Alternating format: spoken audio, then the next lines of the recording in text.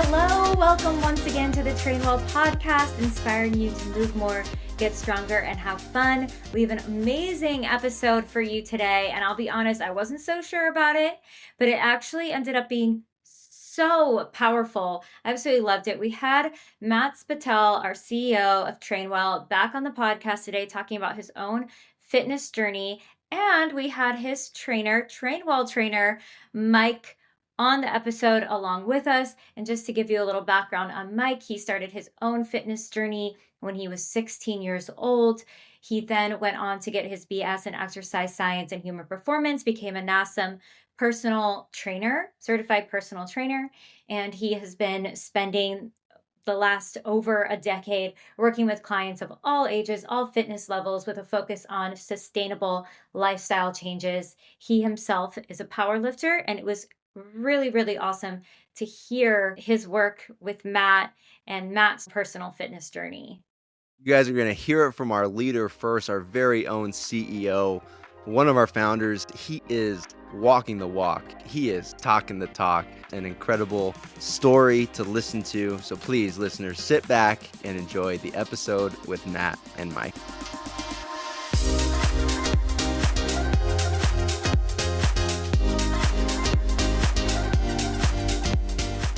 I'm curious, what was your guys' first car? Mike, we'll start with you. Oh, we're doing an icebreaker. I had a 2003 Nissan Altima. It was good. It was a good car. I loved it. Yeah. What color? Hot pink. It was like I wish. My dad might have done that to embarrass me. It was like one of those like light tan color cars that you see like the 80-year-olds driving, you know. Perfect fit. My first car was a 2011 green Subaru Outback, hand-me-down from the grandparents. So that car, we brought it to all the way to 300,000 miles and across the country and back. So it was a good one. Nice. Joey, what was yours? I'm curious. A 98 Ford Explorer. I'm only on my second car, but my truck's not starting right now. I only like Ford. I got a F-150. I wish it was a 350. But it's a 150. That checks out. That all checks out. What do you drive? I thought you drive like a Subaru. Who, Matt? No, you. Minivan? Minivan. Of course I drive a minivan. Hello? Yeah, I drive a Honda Odyssey 2016. And I love my Honda Odyssey. I don't have a garage, so the trunk, back seats folded down. All of my stuff lives in the trunk. The bikes, the skateboards, everything we own basically goes into the trunk of my minivan, and I wouldn't have it any other way. Clearly passionate about it. This is an ad, by the way, for Honda Odyssey. All right, let's roll. So, by the way, Darian wanted me to kind of quarterback this. Is that right, Darian? Well, yeah, I'm not going to have a ton to say about like hulking up. Yes, you will. Maybe I'll jump in here and there. Well, first off, Mike, Matt, welcome back. And Mike, welcome to your first episode with us. But I should tell the listener the backdrop of why we got you on here. And it goes back to the before and after picture that Matt sent to our company, the team, which shows him 10 years ago, this 10-year journey of this massive transformation. And we're here because we felt that story, if it can inspire us, it can inspire millions. And so thank you so much for being here. And Matt, I want to start with you and just give us a context of where you were when you first started this fitness journey. What got you rolling? We know that every journey starts with a single step. So let's take it back there if you would for us. Awesome. Yeah, happy to. So yeah, rewinding the clock back actually to high school. So growing up, I was probably the least fitnessy sports person you could possibly imagine. Like the extent of all of my physical activity was maybe a rec soccer game, one season a year, one weekend, kind of thing, right? And so very sedentary. Fitness was not a part of my life. Sports was not part of my life at all. And when I got to like sophomore into junior year of high school, I wouldn't say I was like incredibly self-conscious, but I definitely just found myself for some reason, striving to like, improve my body a bit or like just become a bit stronger. And I think, it was definitely seeking some level of, I wanted to be confident and I wanted to, feel strong and capable and like, all these core reasons. But at the time it was probably just like, oh, everyone else kind of works out and like, muscles are cool. Like maybe I should go try to figure this out. Right. It was very, very simple at the time. And I remember during my like junior year of high school, I like begged my parents to get me a membership to the local YMCA because that was like the only gym that I knew. And I went maybe once a week, maybe once every other week, not very consistent. And I just remember I would go around and pick just 3 or 4 random machines, completely random, and do like 1 or 2 sets with a random weight and be like, all right, this is working out. Cool. Like I did it. Nice. And then I would go home. And obviously I didn't really make any progress at all. I kind of like just, like went through the motions barely and didn't get anywhere. And I was kind of frustrated and I kind of like filed that in the back of my mind of like, okay, like obviously I didn't do it. Like, maybe some other time, like I need to figure it out, whatever. Fast forward, a year or so after that was actually when I met Gabe, my now co-founder of Trainwell. And he was the complete opposite of me from an athletics perspective. He had been doing sports since the day he was born and he was a decathlete and all these things, right? And so he was the one who recognized this like innate desire in me to like get into fitness a bit, but just no knowledge, no ability to execute. And he grabbed that and he brought me into the gym and he said like, here, I'm just going to show you everything from the ground up. And that was the beginning of kind of this whole journey that's now 10 plus years in the making. Well, I do want to touch on what you did say about it started, and I think it starts for a lot of people with just like, I want muscles. Yep. Or I want to look a certain way. It starts very aesthetic focused, I think, for people who don't really, know much about fitness or the gym. And it's only once you really get going that you start to realize, oh my gosh, it's so much more than that. Mm-hmm. And that's really where your goals can start to shift into something that's a little, not that wanting to look a certain way is superficial, but it's literally surface level and you realize all the other benefits. So I'm curious if you could speak to like, once you got going, what were the differences you were seeing in your life that were like outside of just the aesthetic part of it? Yeah, great question. I mean, a change in my like sense of identity was definitely the most transformational, where like I just fairly quickly, I mean, within the first year or so, definitely because of Gabe's support, I just became someone who identified as someone who worked out.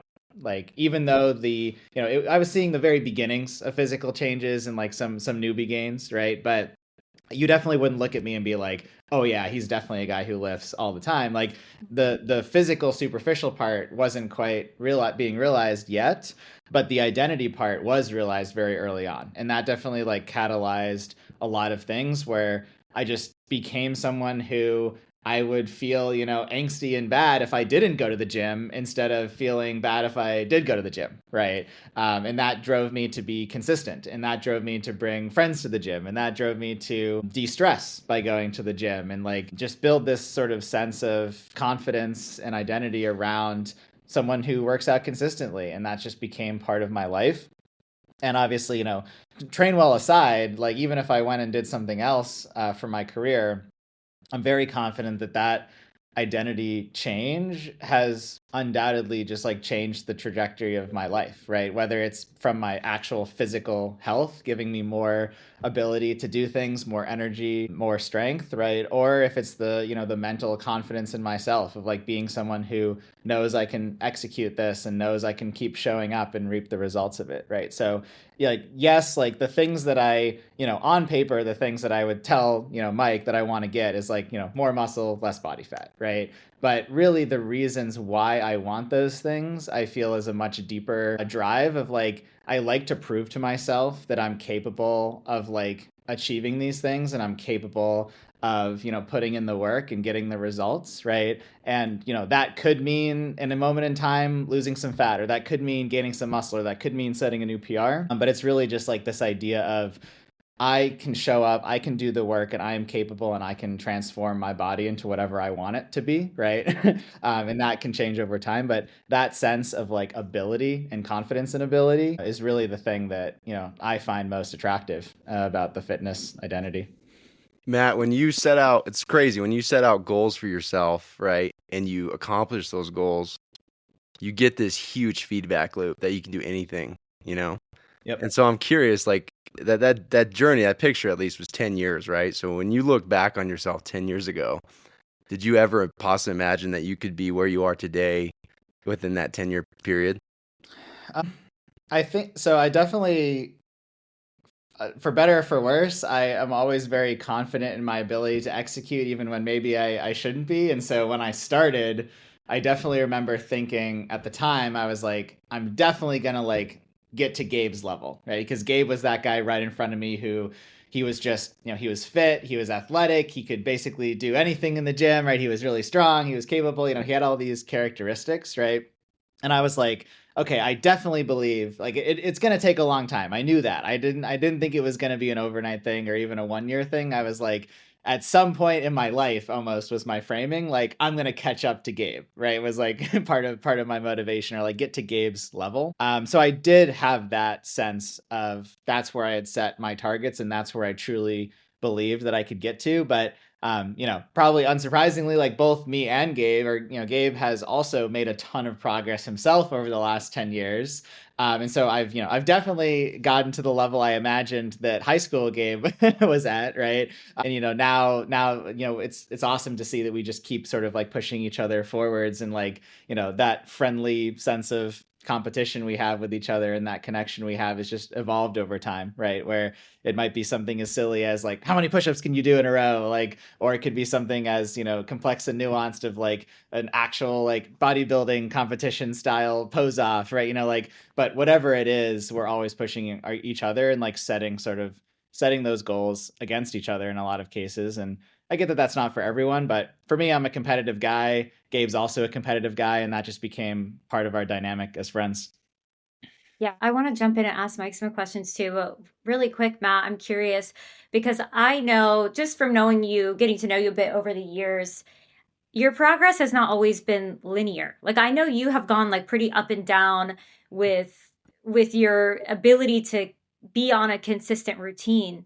And I'm wondering if you could speak to that, like because I think that's a journey a lot of our clients at Trainwell have, where they feel like they're quote unquote falling off the wagon, and it's like, but you could right now, right today, you could decide to do something. So what is that motivation for you? I know you said you're pretty competitive, but where's your headspace when you're kind of not doing the consistent workout thing? And then how do you get yourself back to there? Yeah, it's a great question. So obviously with, running a startup company, there are just a lot of ups and downs of stress and demands on my time.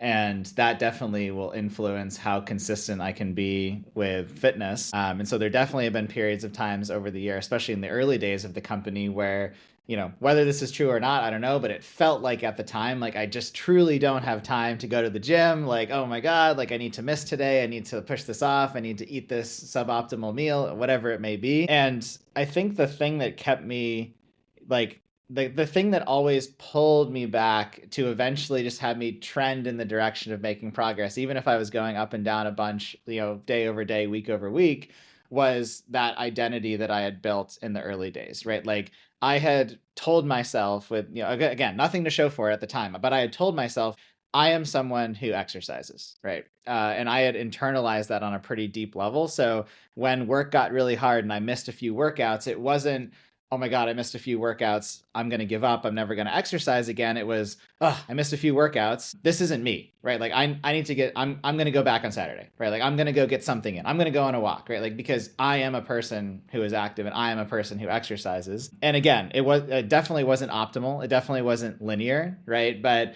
if you compound sort of that mindset of like, I just am someone who does this at a base level in some way, that over the course of 10 plus years will compound, right? And I'm sure, as we'll talk about, like over the last year, I was fortunate that I was able to have enough flexibility and time and resource that I was able to really, really put in some decently close to optimal work for periods of time. But, that was just the icing on the cake, if you will, right? The actual foundation was built over 10 plus years of just doing my best to show up week over week, no matter what life threw at me. Week over week, brick by brick, baby. You mentioned before the mics got hot that when you started work with Mike, we're going to get you in here, that you had the best results, most consistency. And when I started with this company, I remember learning that, Mike, you trained Matt, and I still put you on a pedestal, Mike, because I like idolize you. You're a celebrity trainer now. I messaged you before. I was excited to meet you. So tell the listeners about when you first met Matt, like what stood out to you about his goals, his mindset, etc. Yeah, no, it was when I first started with Matt, obviously, there's some nerves going into it because you see Matt automatically, you're like, this guy knows what he's doing already. But the first thing that I noticed was he wasn't afraid to work hard. And that's a really important aspect for someone who's been in fitness for more than a decade, working out on their own, being consistent. Cookie cutter plans and things like that aren't going to cut it. So the first thing I noticed was he wasn't afraid to work hard, which is always exciting as a coach to be able to push a client. The other thing was that kind of goes along with that is I knew he would be up for a challenge, and I knew that he wanted things to be a little bit more optimized based on his mindset of the things that he wanted to attain. We knew that optimal was probably going to be the best thing for right now. And similar to what he said before, it doesn't always have to be about optimization. We don't always have to be perfect, but I could tell when we first started working together, he was ready for that extra push. So that's kind of, what we did, especially in the beginning. And then honestly, it just grew and grew past that point. Yeah, that's really cool. I think that's an important for any client trainer relationship, really getting to know each other. I mean, that's one of our fundamentals here at Trainwell is as a trainer, it's not just okay, yeah, what do you want to do for your plan? And what are your goals? And here's your workout. It's no, we have to get to know each other. So this really works and this can be collaborative. And I mean, that's part of what I love about working here is building that relationship with all of my clients. And it sounds like, Mike, that's, that level of knowing Matt enabled you to give him a plan that really worked. And I think it enabled Matt to give you the feedback to tell you what was going on so you guys could keep working and progressing together. And I'm wondering, Mike, if you could kind of speak to how much was this a collaboration versus was this just you? I mean, I imagine because Matt did really kind of have a really strong basis of knowledge going in, I'm sure you guys collaborate together. So what did that process look like to build those workouts and that program? Yeah. So 100% a collaboration. It can never be one-sided because I might know what can be optimal for a training program, but there's so many factors that go into it outside of just what Matt's done for workouts the past 10 years, right? There's scheduling, there's other responsibilities, figuring out what could be optimal, but also something that's going to be sustainable for him, that he's going to be able to get things done each week, even if he's got a lot of meetings, even if he's traveling. So 100% a collaboration. I definitely think that communication from Matt was super helpful, especially during the first couple weeks, because as a coach working with a new client, you need to have the understanding of, all right, what I put in for a workout plan these next couple weeks, I think is really good.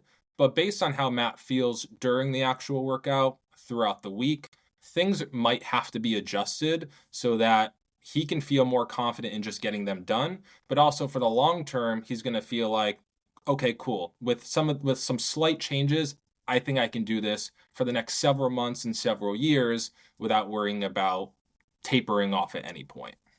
Okay, I got a two-part question for you, Mike. A, does Matt have any weaknesses? And B, if he does, how do you keep him? Darian said legs. I remember a few whiles back he said legs, but how do you work around those and make him make the horse chase the carrot, so to speak? Yeah. So, all right. Well, so weaknesses, Matt doesn't have a lot of them, but we did run into. Mike, Come on now. Yeah, let's like roast me. Let's go.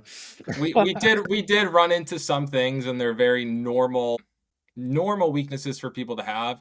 The main thing for sure was travel and dieting, and that's something that a lot of people run into trouble. We hit a couple snags in terms of seeing progress when we were cutting down, trying to hit a certain body fat percentage, and diet was the main thing that kind of slipped from time to time. And we noticed that travel, social events were kind of like the main reasons why it fell off sometimes. The good thing was it never fell off for like weeks on end, and it was never a huge issue. But we always knew that when we were kind of in more of our natural element, home, we have control over what we're cooking, what we're eating. We always had way more success. Legs not a weakness. I mean, when you're comparing them next to Gabe, I don't know how they can be a strength, but no, I mean, Matt's made a ton of muscle gain progress over the last year or so. But yeah, I would say dieting probably, hit some snags there for sure. Yeah, for the listener, Matt notoriously has a workout called Mega Legs that he aggressively tries to push on everyone around him. For me, it was a hard no. When I saw that, I don't know who, I think Matt wrote that program on his own. Clearly, it was not written by a trainer, or else it would have never gotten through. It was just the most intense, most volume, most aggressive. It was like Bulgarian squats 1,000 times with the heaviest weight you can hold. I said, no, thank you. It's not for me.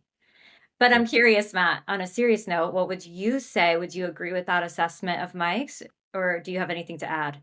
Oh yeah, I mean 100%. Like obviously I know it's like we obviously don't do super detailed meal plan, calorie counting type stuff here at Trainwell, but the specificity of diet that was required to kind of try to push myself to those levels of body fat that I was trying to get to was definitely the biggest challenge. And one thing that I guess I want to shout out Mike for is like actually in response to the mega legs thing is like definitely when I was first starting out and like I mean, honestly for years, like I sort of had this philosophy of you'll make more progress if you just push more volume. And I just like layered on so much volume. And maybe when I was like 20 years old, like still riding the newbie gains train a bit, like it kind of just, kind of worked out, right? Like for the most part. But more recently, obviously, the joints start to have some issues, right? You start to get symptoms of overtraining, right? And one of the best parts of having Mike there as like the arbiter of the program was that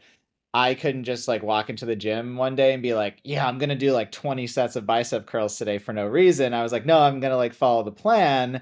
And like at first, at times I was like, oh, like this isn't enough almost, right? I was like, oh, this is like, oh, only 3 sets of this thing, right? But then of course, like, you do those 3 sets and you just add 5 pounds week over week over week over week over week. And then, one morning you wake up and you're like, holy crap, I made so much more progress than if I was just like pounding a bunch of volume for no reason, right? So like breaking out of that mindset of like more volume is more better was definitely a big thing that Mike's structure helped me with, and I saw a huge amount of results. I like joke to like my friends and say like I just started lifting like a quote unquote old man, and I saw the best results of my life, right? Super slow, controlled reps, like very like moderate volume, right? Not crazy long workouts, but just like very consistent progressive overload week over week. And it's basic, but it does the job. It's hard to get out of that mindset of like doing it yourself, right? And can you submit to a master and listen to a plan? Like that's probably one of the hardest obstacles us trainers face, especially when people have seen success in the past, whether they're athletes, whatever. But Mike, I want to go back to you because you mentioned muscle gain. Like Matt had a clear, definitive period where he was tacking on some muscle, right? And I'm curious, like what metrics did you use to really track that? Was it his strength levels? Was it body fat measurements?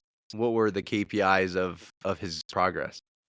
Yeah, there was a few things. I mean, the main things that I look at as a coach, it is more numbers based, but then also falling back on the client and seeing, hey, how are you feeling, or how what's your perception of your progress currently? So like the number one thing that I look at in terms of metrics is, are we progressing regularly? Doesn't always have to be weekly, but are we seeing some type of change in weight, reps, total volume? Are we executing things better than we were previous weeks, even if the weight and the reps are the same? So those things all play a really big role. Just like Matt says, sometimes the boring stuff is boring, but done consistently works really well. So those are the main things. The other things that I look at as well is recovery.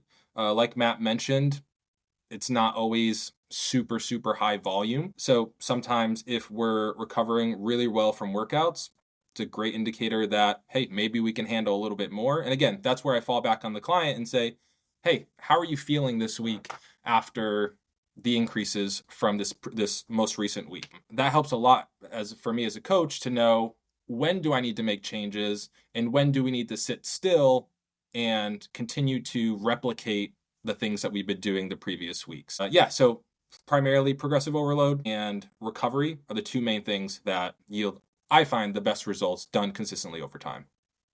Yeah, I think something key that came out of this little conversation right here is like, Mike, you were the trainer, you were the expert of the plan of fitness, you know this world. And then Matt, in this role as the client, for any client, you are still the expert of your own body. And that's why this being a collaborative process is so very important. And I love also that we're hitting here on like simplicity, like less is more sometimes. It's not about like killing yourself at the gym. It's about paying attention, listening to your body, having a plan that's smart, but simple. It doesn't have to be crazy, complex, whatever it is. It can be pretty straightforward, and the repetition is key. For all of you out there who want variety every day, might not be the best thing if you're looking for progress. So I'm curious, and I want to ask both of you this question, like what advice or like tips would you give to a client? Because Matt, you have the beauty of being the client. Like, what tips would you give? And Mike, curious from the trainer perspective, what tips would you give to a client about being consistent, seeing progress, whatever it may be? And Matt, why don't you go first? Yeah, that's a good one. I would say the most important thing is voicing your concerns, your feedback, like anything that comes to mind, anything you feel in a good direction or a bad direction, like the more you voice obviously to your trainer, the more of a good job that they can do. And I've definitely like, I've been guilty of this too, of like I'll be like doing some, exercise or something and I'm like, oh, I don't really like this one, or like, oh, whatever. Then I'm like, did I really say that I didn't like this one, or like did I really like voice this, or did I, do I ever really actually have a strong reason to think this, right? And I see that a lot in like looking at other clients' experiences as well, where it's like the trainer can only act on the information they have, and we obviously always try to get as much information as we can. But I try to give as much like direct feedback as possible, because I know that will bring the plans and therefore my progress to the best place possible as quickly as we can, right?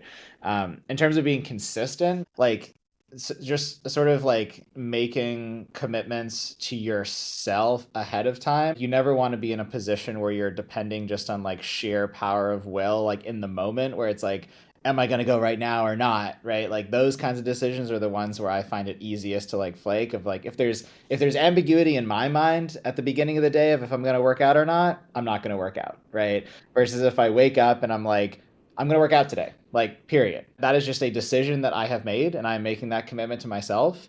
Then it's like really hard to not work out later. It's not impossible, right? But like it's substantially harder than if you sort of let yourself be ambiguous with yourself, right? So that is obviously, it's hard to do and practice, but it's just building that sort of muscle, if you will, of setting that commitment with yourself, for me has been very helpful. Yeah. So, Mike, what would you say from the trainer perspective? What tips would you give a client, your client, or any client working with a trainer? Yeah, in regards to consistency, you're saying? Yeah, progress, consistency, motivation, kind of like whatever you think they need to know to be successful. Yeah, I think the number one thing is setting realistic expectations for yourself or for your client. So many people go into exercise wanting to start a new routine and have the mindset that I need to do what I saw on Instagram in order to see changes. Or I saw this workout and this person told me that I need to do 60 minutes 6 times a week. And yeah, in some cases, more can be better. But in the majority of cases, we have to figure out what do you feel confident in doing on a weekly basis with your home life, work life, so many different things. So the number one thing is setting realistic expectations. The other thing is not trying to do too much all at once. Try to focus on doing one good thing this week, right? Maybe tomorrow you decide that, hey, I'm going to just focus on getting more protein in today. And then after that, after you do that really consistently, then you could start adding something else in. So take small steps, do them really consistently, really well, and that will honestly lead you to a much better place in terms of the mental side of this, feeling really confident in, hey, I did this really well last week. I feel like I can do something else this week on top of it. And that compounding effect is what I found where clients see the most success in the long-term lasting effects of what exercise is supposed to do for you. Yeah, because once you have consistency, then you have a habit, right? Then it's just automatic. And so, Matt, I want to talk to you about, when we all go through journeys, like whether it's fitness or fat loss or muscle gain or whatever, you realize at the end of that journey, marathon, ultra marathon, we're going to get Darian to run a marathon one day. But after that journey is over, or as it's going, or when you see a picture of yourself and you're like, man, I've transformed, you realize at that point, man, there is so much more bigger than this. And so I'm curious, what habits were callous, were developed? Do you have a morning routine? Do you do rituals, et cetera, et cetera? Because I know those transform into business, correct? Mm-hmm. Yeah, it's a great one. So I think one that comes to mind right away that fitness has definitely anchored for me and definitely helps across every aspect of my life is sleep. If I am working out at all, I find it very easy in my mind to do this, rationalization of I'm working out, and if I want that to actually be worth it, I need to sleep, right? Like that is where the actual muscle is built. That is where the adaptations happen, right? And so people always meet me and they assume that I'm like, the stereotypical startup founder who sleeps 3 hours a night, right? And like, it's bad, right? But it's quite the opposite, where like I struggle to think of times where for any consistent period I wasn't getting 8 hours of sleep for the last 6 years of building this company. And I do accredit so much of that to like this fitness rationalization of that, because I think if I didn't have that, I would just say, oh no, I can stay up, I can keep working, like there's nothing to lose, right? Like it would be a lot less obvious that it would weigh on my mental health or something, right? Like it was much more direct in my mind of like, I'm doing the work in the gym, therefore I need to sleep. Trying to think of other rituals. I'm not a super ritual heavy guy. Like I definitely keep things pretty basic. Like, for context, I just go down the street to Planet Fitness and I, use pretty basic equipment, obviously at a basic gym, doing basic exercises, right? So I definitely am not like I don't buy into a lot of the rituals or like specific nuanced strategies. Like I try to stick to the science. I try to stick to the basics. I found myself reading more and more like exercise science stuff and watching exercise science content on YouTube just to learn more about like recent studies and different pros and cons of different things. But yeah, not too many weird rituals that I can think of. Well, how does this affect your monster consumption? Are you Ooh. still on that? Yeah, unfortunately, caffeine is definitely a thing that I'm bad about. I Are probably we the talking main. like a gram a day? How much? Yeah. I don't know. I respect it. I respect it. I need the pushback. I hate the taste of coffee. But I definitely fell into a caffeine habit in college and have never fully left that habit since. I have, I think, gotten better overall about the volume and the times of day I'm drinking caffeine, but caffeine is definitely still a part of the daily ritual.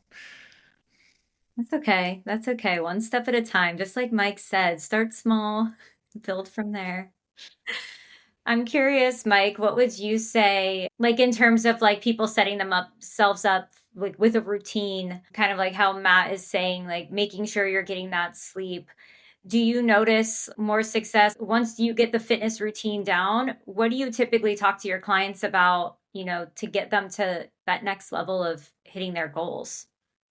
Yeah, I mean, once we have been in the routine for several weeks and we're not so worried about, hey, is Matt going to complete this workout today? Like, you get to the point where I know Matt's going to get the workout done. So after that point, there are some things that we can do to help optimize it. One is definitely sleep. If you get poor sleep, so many things are going to be just negative about the following day. And like Matt alluded to, we're getting worse in the gym. Like, we're going to the gym, we're actually like we're getting broken down, body doesn't feel great. It's when we're outside of the gym, it's when we're sleeping, it's when we're eating that things are getting a lot better. So sleep is definitely one of them. We really focus on like intensity. So not just getting the workout done, but actually maximizing each exercise, making sure that we're working in an RPE that is appropriate for muscle gain, making sure that nothing's feeling too easy for him, but we're still able to complete everything with perfect form. Those are all super important. Food wise, making sure we're optimizing our protein intake, making sure we're eating enough calories to sustain the types of workouts that we're doing. But depending on what phase we're in, making sure that the calories and the macros support whatever that outcome goal is. So between intensity, nutrition, sleep, those are, again, the basics, but done well, I mean, yield as much results as anybody could possibly want. Even if the results are slower than doing, all these crazy restrictive diets or all these 75 hards or whatever it may be, right? Slow and steady. Nobody can ask for more than that as long as it lasts a lifetime. Okay, I want to ask both of you this because I just bought a quick 6-minute ab routine app. It says the Are you secrets serious? unleashed. No, I'm just kidding. I'm just kidding. Oh my Kidding, I was listeners. gonna say hello. There's this option. Well, But it's way better than that. what is we'll start with you, Mike. What is the secret of fitness? If I come to you and I say, hey, I want to look like the Hulk, aka like Matt looks, or I want to look like Wait, what? Whoa. the We've Hulk, gone baby. that far, huh? Oh yeah, that far. Matt, you're motivating me, man. So anyways, if Mike, if someone comes to you and says, hey, what's the secret? Like, there's got to be some shortcut. Like, what do you tell them? Like, is that true? Is that false? Is that a myth? I mean, I think this is something that's been talked about forever. As long as I've been alive, everybody's always looking for the magic pill. And every year we see these new fads that come out. And, it is, as someone who's in fitness and knows a lot about, what the process actually looks like and what actually works. It's always entertaining to see all of these things come out and how many people buy into it. But like, you probably heard a lot before, there is no secret, there is no magic pill, but there are plenty of strategies that can help like speed up the process, right? Going back to kind of what I mentioned before, like building those habits and then stacking habits on top of each one is huge. So something as simple as doing one good thing this week, another good thing next week. By the end of the month, you're doing 4 new habits really consistently is great. Other things, and these are more mental side of it instead of like actual physical things, is celebrate the process, right? Don't worry, don't fixate so much on the results, because if you celebrate each week the positive things that you're doing, you're going to be way more motivated to do stuff the following week. That increase in motivation is going to make you want to do more movement, more better. So it's one of those things where we want to hack our mind to like really fall in love with the process, so that we're gonna want to keep doing more and more, and that should lead to faster progress. Those are the main things that I would say. The main thing. Okay, Matt, how about you, man? Is Yeah, I there a think secret? Yeah, I mean, I think so I'll give a meta answer, which is I think there is a secret, and the secret is embracing the fact that there's no secret, right? Like the secret is embracing the fact that it's hard and turning that into a positive of the journey rather than a battle you're fighting every day. And like what I mean by that is like if you can get it into your head that you are doing this because you're committed to improving yourself and being healthier, and you're proud of yourself for making these decisions and showing up for yourself, like suddenly the hardest part of fitness, which is showing up, becomes like something that is good, right? It is something that you seek out and you strive for, right? Like this mentality of like, today I like, there's this quote, today I do what others won't, so tomorrow I can do what others can't. And so like sort of this mentality of like, I am investing in myself and I'm proud of myself for doing that. Is that Jerry Rice? I actually don't remember who the quote is. I just remember I had it on my lock screen for quite a while, quite a while. And yeah, like that mentality drove me a lot, and I know drives a lot of people who see results in fitness, is just internalizing the fact that you're doing the hard thing, and you're not trying to beat around the bush that it's easy, because it's not, right? Most people don't do it, but you're proud of yourself for doing it, and that gets you 99% of the way there. Everything else is just an optimization. Yeah, I think that is awesome. I do think there's when people start a fitness journey, I think a lot of times that is from a place of pain, like desperately wanting to change something about themselves or about their appearance. And it can be really hard to face, oh, this isn't going to be a quick fix. Yep. And that realization that like, oh, all those other, get shredded 60-day programs that I tried and didn't work. Oh, that's because those don't work. So I have to just do the hard thing and get settled with that and accept that. There's a grieving process there, I think, a lot of times. But when you can, like what you said, Matt, just accept, like, oh yeah, this is a journey. It's a never ending journey. Like, yes, Matt, you hit a goal, but I would bet that the fitness journey is not over for you. It's a lifelong endeavor. I think before we get to some fun rapid fire questions, maybe you could both just hit on for your personal fitness journeys, like what's next? Do you have a next goal? What does fitness look like for you when you're 105? 105. That's quite a ways from now. You don't think so?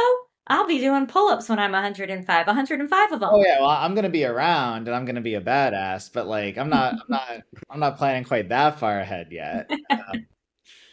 Well, I guess my midterm answer is definitely, I want to, for me, the sense of progress and progression is like the ultimately the thing that I chase, right? And so that can take a million different forms.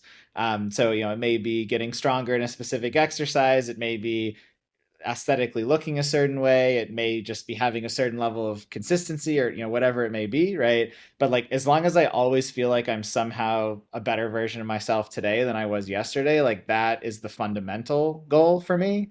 In terms of what that looks like over the next year, like, yeah, I could pick some specific goals, right? Like this time I did my sort of bulking up a bit and then cutting down process. I got to like 12% body fat.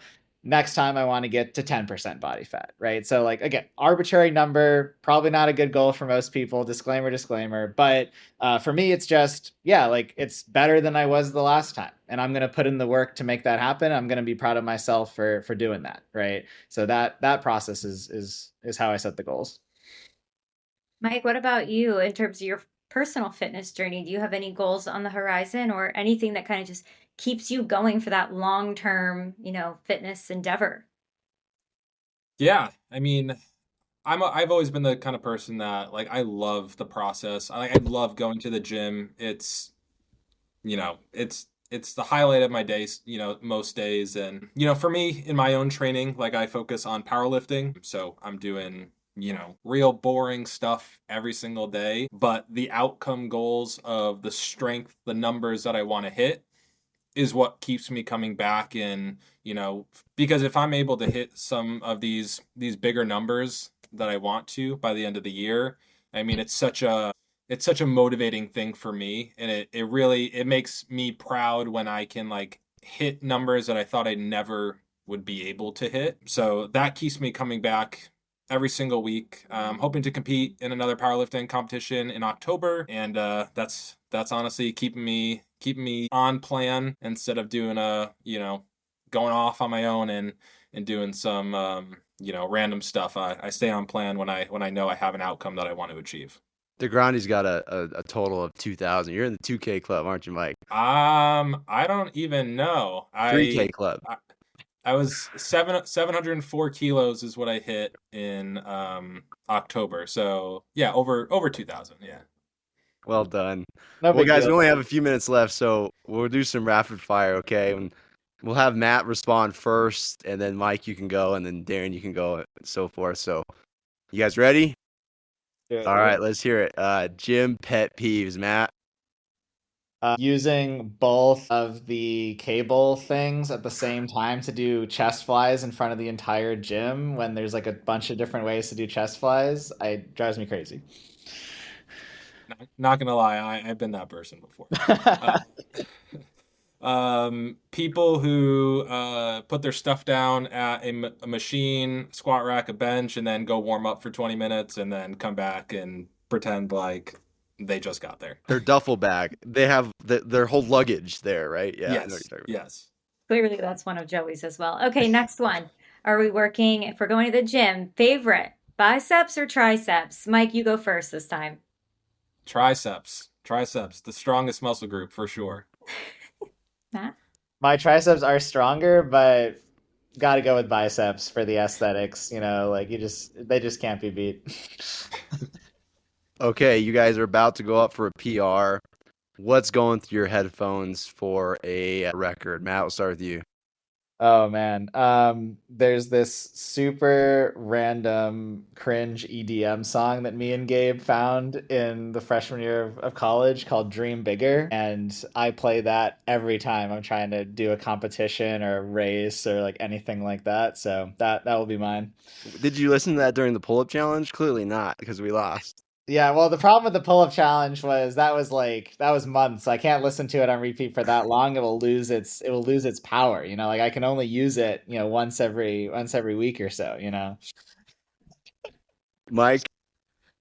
I've always been a punk rock kind of guy in the gym. So Down with the Sickness by Disturbed is, I mean, you can't really beat it. No Beyonce, boys? Nah. Okay, we'll do one last one. Or maybe Joey has another one after this. But I'm curious, if you could only pick one lower body move to do for every gym session, what would it be? Mike? I mean, I love deadlifting, so I would do that. That's predictable. That would be tough to do every day, but I would. Matt? Yeah, I think I got to go with like barbell squat because from a hypertrophy perspective, deadlifts just aren't that good. Sorry, Mike. Like the stimulus to fatigue ratio is trash. And you know it. I'm not arguing with you. I understand. But yeah, I would definitely be sad not hitting my hamstrings at all in my entire workout split. To be clear, would not recommend that. But Too bad. It's a mean world out there. I would go sled push. I know you didn't ask me, but I would say sled. Ooh, that's a good one. Hey, Joey, I want to know yours too. Are we considering that a lower body? I don't know. It's kind of like a. Are you Kind serious? of hacked it by making like. Apparently, you've never done heavy sled pushes before. Hello? Well, listen, guys. What are you pushing it with? Your arms. You Go could ahead. do. We'll end on that note. Yeah, we'll end on that note. But okay, guys. One last question. One hard hitter. What does success mean to you? Success, I would say success is like keeping promises to yourself, showing up even when things are hard, whether it's in fitness or not. We know life is not always going to be easy, and we know each week is not going to be easy. Set those realistic expectations for yourself. Show up no matter what. I don't care how small you show up, but just show up, because once you can start like proving to yourself that you can do hard things, success is inevitable. It will happen. So yeah, I would say that. Yep. Great question. So for me, this is something I've definitely thought about a lot and has been a huge factor in why I do what I do versus, all the other things I could potentially do in the world. So for me, success is fundamentally having a lasting impact on other people. In the earlier years of my childhood into college, like I definitely was a guy who chased a lot of ephemeral things. Like I wanted to be number one in my class. I wanted to win a competition. All these kinds of things. And as we all know, you get those things and you feel happy for a second, and then you're like, wait, I was working all this time just for that? Like that's it? Like it leaves you feeling empty. It leaves you feeling like it wasn't worth it, right? Or like that there's something more to be had, right? And some people, maybe I call them the number go up people. It's just they always want to make the number go up, right? Whatever it is. For me, what I found gives me a truly lasting sense of success and contentment is when I even have a very small impact on another person, right? Either that's giving a piece of advice or being there for a friend when they need you, or in the biggest scale, building a company that hopefully will impact the health and wellness of millions of people, right? And so that is the fundamental tenet of like how I live my days and how I make my decisions is, will this help me impact more people or not, right? And I tend to cut out the things that don't move me closer to that. We're going to get back to chop wood, carry water, baby, and repeat. Mike, Matt, thank you guys so much for joining us. This was a wonderful episode. Thank you. It Thank was you. awesome.